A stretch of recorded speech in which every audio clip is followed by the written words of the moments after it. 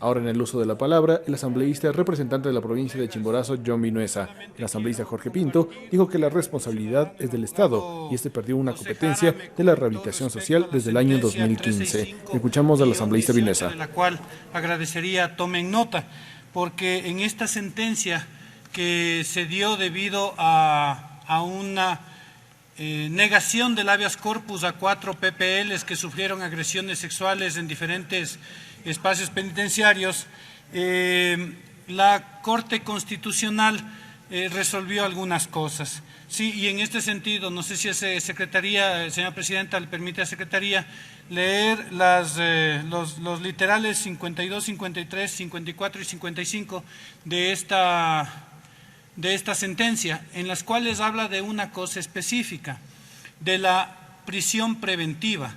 38% señala la sentencia, es el porcentaje de PPLs que están con prisión preventiva y sin sentencia, y señala que esta prisión preventiva es una medida de última ratio, es decir, después de que las otras medidas cautelares no han sido tomadas en cuenta. Así es que, por favor, si es que Secretaría tiene, señora Presidenta, le permite. Señor Secretario, proceda. El legislador John Vinuesa ha solicitado leer articulados de una sentencia precisamente a partir de la Secretaría General de la Presidencia. Dijo que el 38% de personas privadas de la libertad están con prisión preventiva y sin sentencia dentro de las cárceles del país, siendo esta una medida de última instancia. A repetir la sentencia que requiere dar lectura, por favor. Sentencia 365-18 de marzo del 2021. El asambleísta Vinuesa ha especificado precisamente el número de la sentencia que ha pedido que se dé lectura a través de la Secretaría General.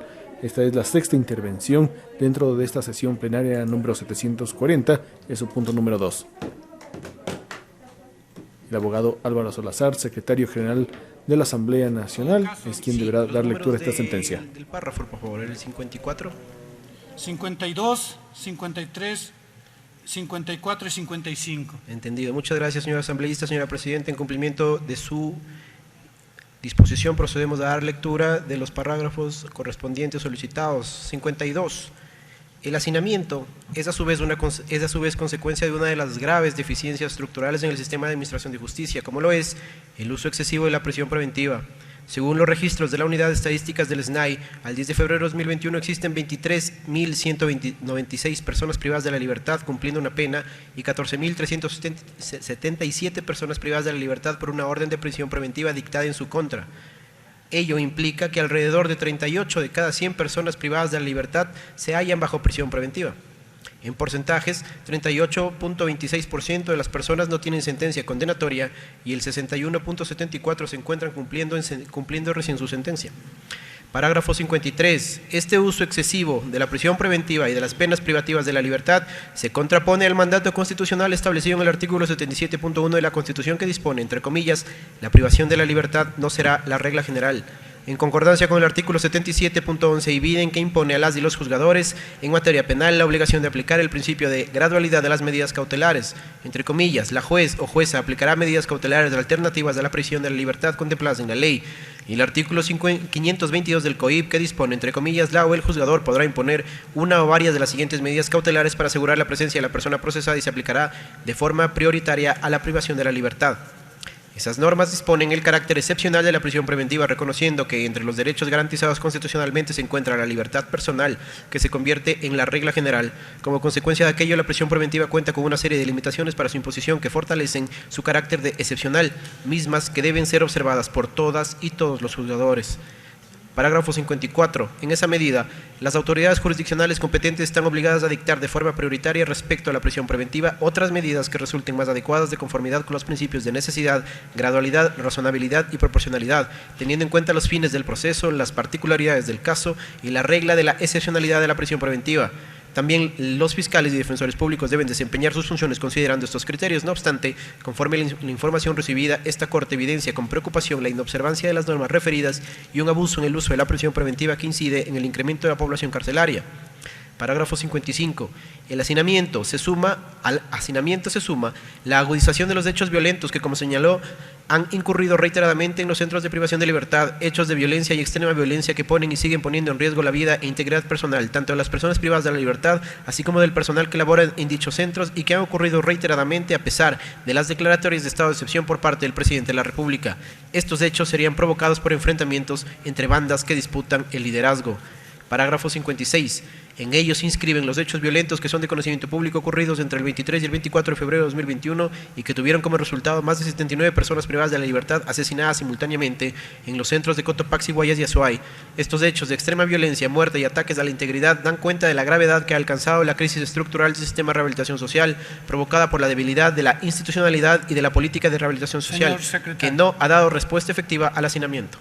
Le solicito, por favor, la disposición 9 de la sentencia. Claro, señor asambleísta. Señor presidente, en cumplimiento de su disposición, cumplimos con dar lectura de la parte resolutiva de la sentencia en su punto número 9.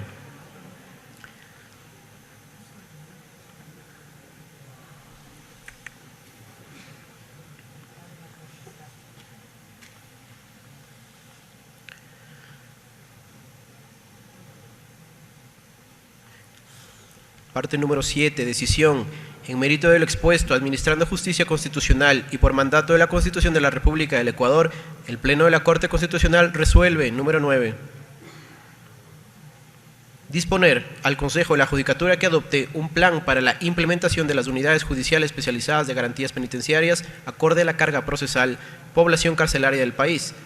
En el término de 90 días, dicha institución informará a esta Corte sobre los avances en la formulación y ejecución del plan para su implementación.